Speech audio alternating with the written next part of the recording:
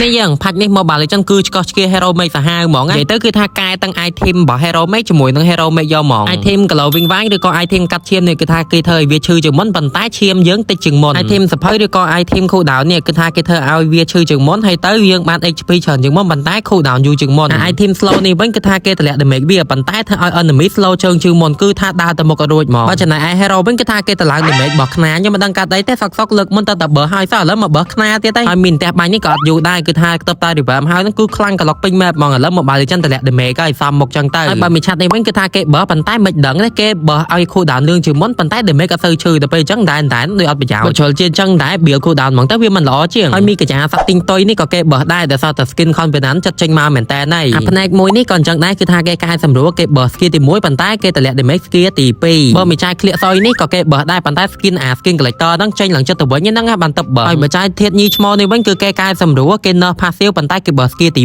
1ចែវិចសនានេះក៏គេបើដែរដោយសារតែ skin epic ហ្នឹងចិត្តចេញមកអញ្ចឹងគ្នាយើងណាចង់បានអីត្រៀមទុកទៅ hero ផ្សេងបើប៉ុន្តែសក់នាំគ្នាមិននៅមីសា VR នេះមកចឹងមកបាល legend មិន hero គេកំពុងល្បីអញ្ចឹងបើមានចាយតកនេះវិញគឺថាគេបើទៀតហើយមូលហេតុខ្ញុំដឹងដែរដោយសារតែគេទៅតម្លាក់នៅរូបគ្រៀងជាមួយនឹង skin epic មួយទេហើយ skin champion ហ្នឹងប្រហែលជាបានទៅលើ Aurora ទៀតបើមានចែពាក់មុខនិនចានៅលើអាកាស YVE នេះគឺថាគេនៅហើយមូលហេតុគឺដោយសារតែ skin Starlight ហ្នឹងគេលក់ហើយអញ្ចឹងគេនៅចែងចោលហើយណាបើមានចែដើរបាត់ផ្នែកនេះក៏មកបាល legend គេនៅដែរខ្ញុំដឹងថាកាត់អីទេ hero ហ្នឹងមិនមែនជា hero ខ្លាំងអីផងឥឡូវបើ Novaria វិញគឺថាគេបើដោយសារតែខ្ញុំឃើញ player នៅប្រទេសគេច្រើនណាស់គេថា Novaria ហ្នឹងជា hero អត់សូវមានប្រយោជន៍មែនទេខ្ញុំគិតថាគេនិយាយត្រូវដែរដោយសារតែ Novaria គឺសម្រាប់តែអ្នកណាដែលថាគេដៃបាញ់ត្រង់អញ្ចឹងណាបើតែបើថាដៃបាញ់អត់ត្រង់ទេ hero ហ្នឹងគឺលេងអត់កើតហ្មង